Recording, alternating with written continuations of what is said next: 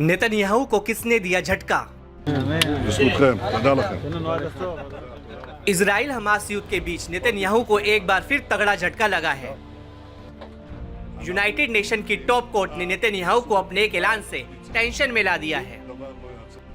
UN की शीर्ष अदालत ने कहा कि फिलिस्तीनी कब्जे वाले क्षेत्रों में इजराइल की उपस्थिति गैर कानूनी है। यूएन की कोर्ट ने 57 साल पहले इजराइल के इस क्षेत्र में कब्जे की व्यापक निंदा की है। आईसीजे ने कहा, फिलिस्तीनी क्षेत्रों पर दशकों से इजराइल का कब्जा है, जिसे जितना जल्दी हो सके खत्म कर देना चाहिए। The court considers that the violations by Israel of the prohibition of the acquisition of territory by force and of the Palestinian people's right to self-determination have a direct impact on the legality of the continued presence of Israel as an occupying power in the occupied Palestinian territory. The sustained abuse by Israel of its position as an occupying power through annexation and then assertion of permanent control over the occupied Palestinian territory and continued frustration of the right of the Palestinian people to self-determination violates fundamental principles of international law and renders Israel's presence in the occupied Palestinian territory unlawful.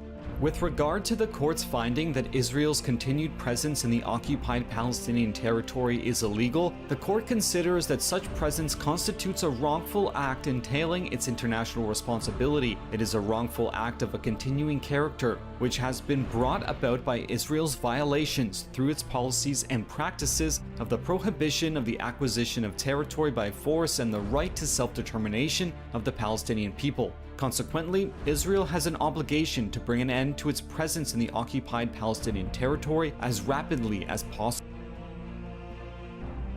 ICJ ने बुलाई थी बैठक।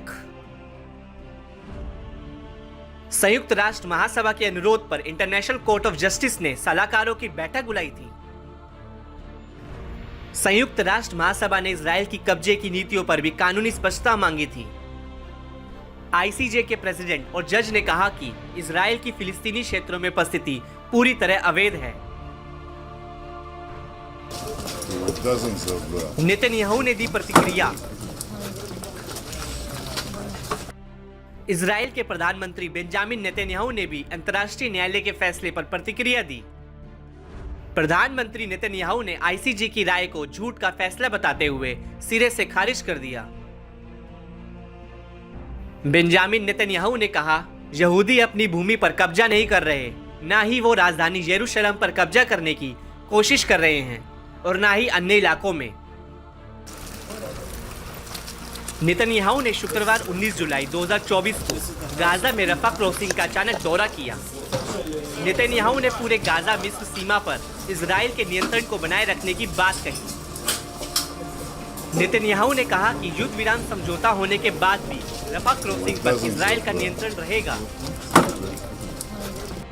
Hague में झूठ का कोई भी फैसला सत्य को नहीं झुठला सकता और इजरायली बस्तियों की वैधता पर भी विवाद संभव नहीं। वहीं इंटरनेशनल कोर्ट ऑफ जस्टिस के अधिकांश वक्ताओं ने इजराइल से कब्जे को समाप्त करने का आग्रह करते हुए खतरे की चेतावनी दी।